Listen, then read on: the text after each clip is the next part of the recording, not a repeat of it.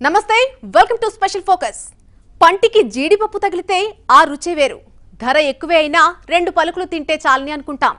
అలాంటి జీడి పరిశ్రమను కాటేసింది కరోనా.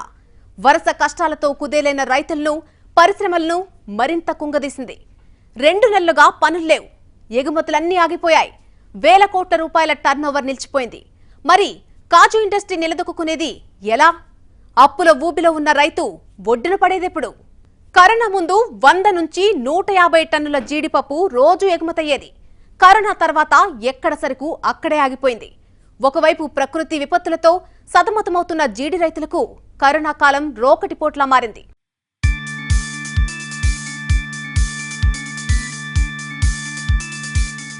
ఏటా వేల కోట్ల లావాదేవీలు,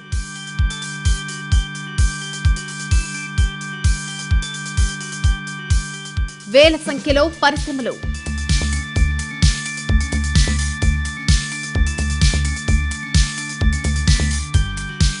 లక్షల మంది కార్మికులు,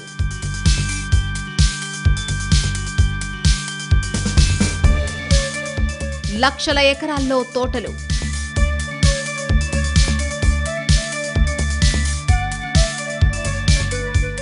ఇది జీడి పరిశ్రమ సమగ్ర స్వరూపం.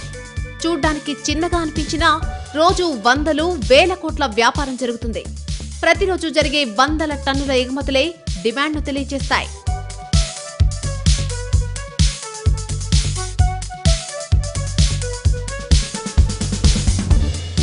జీడి పిక్కలు కిలో దాదాపు 200 పైనే ఉంటాయి. జీడిపప్పు రేటు ఫస్ట్ క్వాలిటీ అయితే 900 నుంచి 1000 రూపాయల వరకు పలుకుతోంది. రెండో రకం జీడిపప్పు రేటు కూడా సుమారు 700 రూపాయలుంది.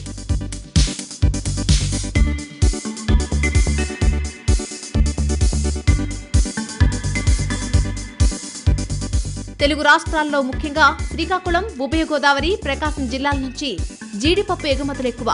వీటిల్లో శ్రీకాకుళం టాప్.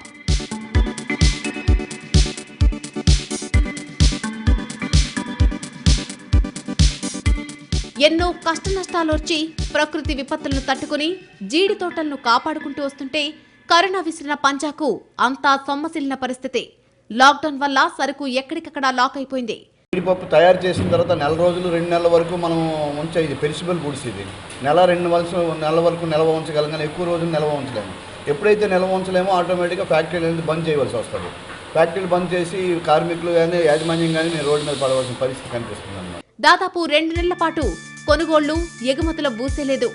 తెల్ల బంగారంగా పిలుచుకునే జీడిపప్పు కళ్ల ముందే ఉండిపోయింది.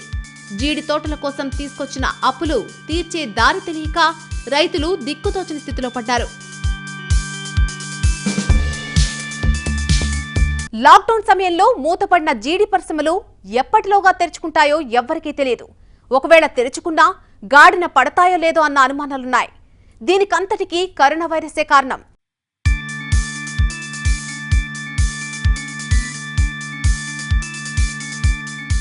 కరోనా ముందు వరకు చైనాకు ఎగుమతులు.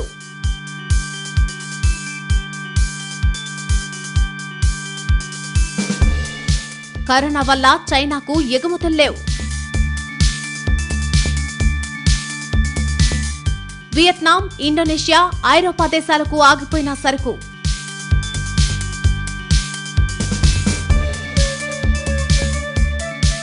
తెలుగు రాష్ట్రాల నుంచి జీడిపప్పు ఎక్కువగా ఎగుమతయ్యేది చైనాకే. తర్వాత వియత్నాం, ఇండోనేషియా, యూరోపియన్ దేశాలున్నాయి. చైనాలోనే కరోనా వైరస్ వెలుగు చూడటంతో ఎగుమతులన్నీ ఆగిపోయాయి.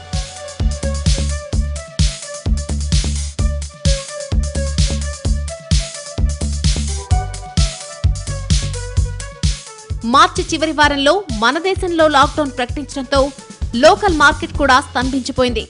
ఈ ప్రాంతాల నుంచి మంగళూరుకు జీడిపప్పు రవాణా అవుతోంది. అక్కడి నుంచి విదేశాలకు ఎక్స్పోర్ట్ చేస్తారు.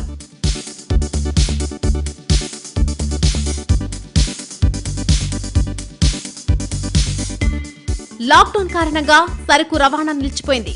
2 నెలలుగా వ్యాపారం లేరు, లారీలు లేవు, పరిశ్రమలకు పడ్డ తాళాలు ఇంకా తీయలేదు. ఇప్పుడిప్పుడే పరిస్థితి కుదుటపడుతున్నా పరిశ్రమల్లో ఎప్పటిలా పనులుంటాయో లేవో తెలీదు. అందుకే అటు పరిశ్రమల యజమానులు, వీటిపై ఆధారపడ్డ కార్మికులు, వారి కుటుంబ సభ్యులు ఆందోళన చెందుతున్నారు.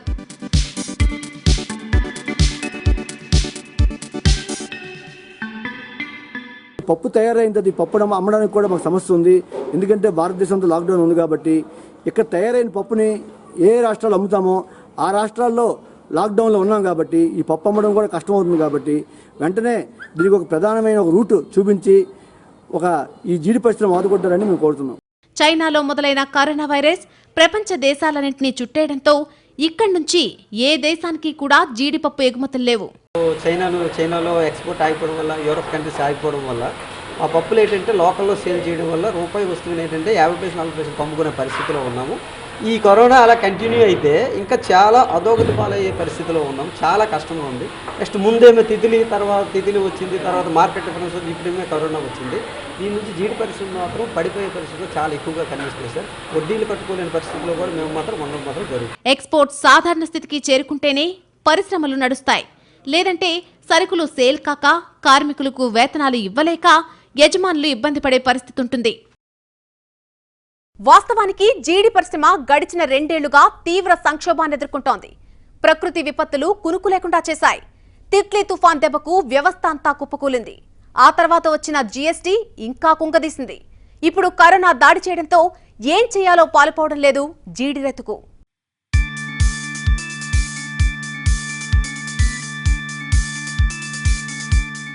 జీడి పరిశ్రమల భవిష్యత్తేంటి?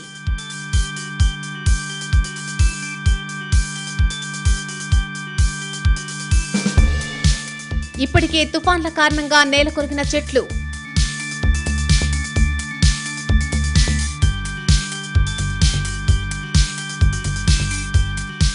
అప్పులు తీసుకొచ్చి పెట్టిన పెట్టుబడుల సంగతేంటి?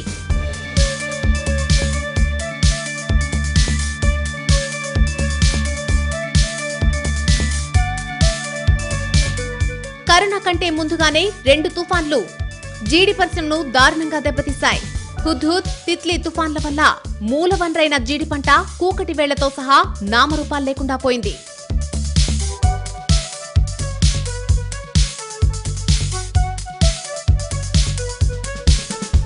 పెనుగాళ్ల దెబ్బకు దాదాపు 25,000 హెక్టార్లలోని జీడి తోటలు నేలకొరిగాయి. దాదాపు 80,000 రైతుల కుటుంబాలకు జీవనాధారం లేకుండా పోయింది. తడిచిపోయిన జీడి పిక్కల్ని కరెంటు లేక కాపాడుకోలేకపోయారు.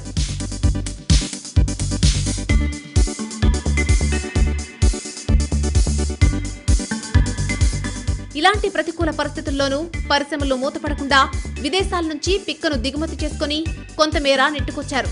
కానీ అప్పులిచ్చిన బ్యాంకులు ఊరుకోలేదు. రుణాలు తీర్చలేక, వడ్డీలు కట్టలేక కొందరు వ్యాపారులు పరిశ్రమలను మూసేసుకున్నారు.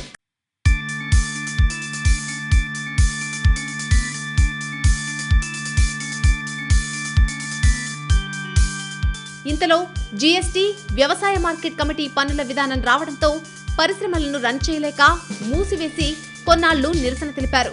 ఈ కష్టాల నుంచి తేరుకుంటున్న సమయంలో వచ్చిన కరోనా జీడి పరిశ్రమను మరింత కకావికలం చేసింది. అందరికీ వచ్చిన ఇబ్బంది మేము చేసింది కరోనా అనేది అందరికీ ప్రాబ్లమే. దీనివల్ల వ్యాపారస్తులు మాకు రావాల్సిన డబ్బులు ఉన్నాయి. ఆ వ్యాపారస్తులు ఏంటంటారు, ఈ కరోనా వల్ల మేము డబ్బులు కట్టడానికి మేము చేయడం లేదు, మా షాపులు మూస్తున్నాం, మా పప్పులు ఉండిపోతున్నాయి, మేము కావడం మేము రిటర్న్ చేసేస్తాం, మేము చేయలేము, మా పప్పులు ఎక్కడ ఉంటే మేమేం చేయగలం, మా చేతులు ఎట్లేదు, మేము డబ్బులు ఇవ్వలేము, చేయలేము, వాళ్ళ చేతులు ఎత్తేస్తున్నారు. ఇక్కడ మేమేం చేయాలి, మా పరిస్థితి, మా గురించి ఎవరు ఆలోచిస్తారు? దీని మాకు ఇబ్బంది కలిగి మా నుంచి మా లేబర్ కూడా ఇబ్బంది కలిగింది, వాళ్ళకి కూడా మేము ఉపాధి ఇవ్వలేని పరిస్థితులు మాత్రం ఉన్నాం సార్. లాక్డౌన్ విధించడంతో కరోనా కష్టకాలంలో రైతులకు, పరిశ్రమల యాజమాన్యాలకు ఏం చేయాలో పాలుపోలేదు. జీడిపప్పు లోడులు కాదు కదా, చిన్న జీడిపప్పు బద్ద కూడా బయటకు వెళ్లలేని పరిస్థితి 2 నెలలుగా ఉంది.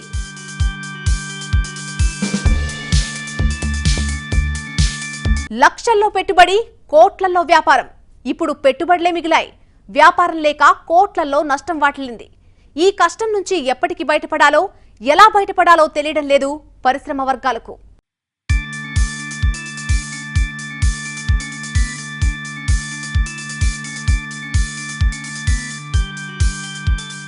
భౌతిక దూరం తెచ్చిన మార్పేంటి?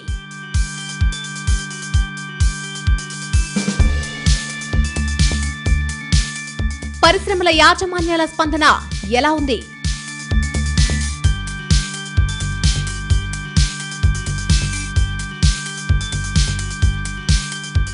ఎగుమతులు మొదలు కాకపోతే రైతు పరిస్థితి ఏంటి?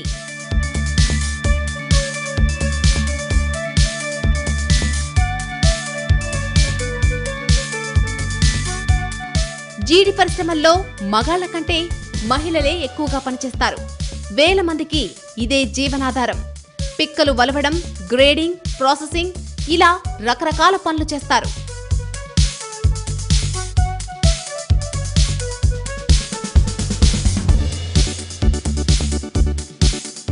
సడలింపుల మధ్య పరిశ్రమలు తెరిచినా రోజువారీ పనిచేసే చోట పాటించాల్సిన నిబంధనలు పాటించడమే పెద్ద సవాల్గా మారింది.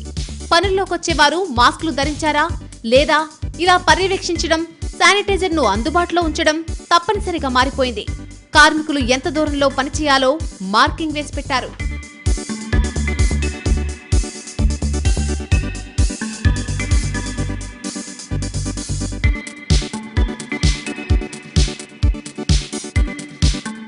కరోనా కష్టకాలంలో వచ్చిన ఇబ్బందులను అధిగమించాలంటే ప్రభుత్వం ఆదుకోవాలని, బ్యాంకులు మరింత సరళంగా రుణాలు ఇవ్వాలని పరిశ్రమలు కోరుతున్నాయి.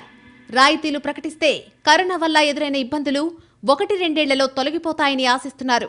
ఈ ఎఫెక్ట్ ఎలా ఉంటుందని అంటే మిగతా రాష్ట్రాలు కేరళ నుంచి, కర్ణాటక నుంచి ఎక్స్పోర్ట్లు ఆగిపోవడం వల్ల వాళ్ళు ఏంటంటే ఇండియాలో ఉన్న మార్కెట్లో బాగా తక్కువ రేటుకి డంప్ చేసి మాకున్న డొమెస్టిక్ మార్కెట్ని కూడా వాళ్ళు పాడు చేస్తారు. దానివల్ల ఈ కరోనాలో కూడాను మిగతా మా local markets UP, Bihar, Punjab వగైరా, మహారాష్ట్ర వగైరా మార్కెట్లో ఎక్కడన్నో మార్కెట్లో మనుషులు కనిపించకపోవడం వల్ల సేల్ అనేది పూర్తి లేదు. దీనివల్ల మా రాబోయే రోజుల్లో చాలా ఇబ్బందులు గురవుతున్నాం. ఇప్పటికైతే కరోనా వైరస్ శాంతించలేదు. ఎప్పటిలా జీడిపప్పు ఎగుమతులు పుంజుకోలేదు. ఎక్స్పోర్ట్ అయ్యే దేశాల్లో కరోనా ప్రమాద గంటికలు మోగిస్తూనే ఉంది. మరి ఈ పరిశ్రమ 1-2 కోలుకుంటుందా? అప్పటి వరకు అప్పుల భారం మోసేది ఎలా? జీడి తోటలను కాపాడుకునేదెలా? ఇవే ప్రశ్నలు ప్రముఖంగా వినిపిస్తున్నాయి. సరళీకృత ఆర్థిక విధానాల తర్వాత జీడిపప్పు పరిశ్రమ కొత్త పుంతలు తొక్కింది. కానీ ప్రకృతి విపత్తుల ముందు జీడి రైతు ఓడిపోతూనే ఉన్నాడు. దీంతో వివిధ దేశాల నుంచి కాజు దిగుమతులు పెరిగాయి. స్థానికంగా ఉన్న జీడి తోటలు అంతరిస్తూ సంక్షోభంలో పడింది ఈ పరిశ్రమ. మరి ఈ కరోనా కష్టకాలాన్ని ఎలా అధిగమిస్తుందో చూడాలి. ఇది ఇవాల్టి ఫోకస్. నమస్తే.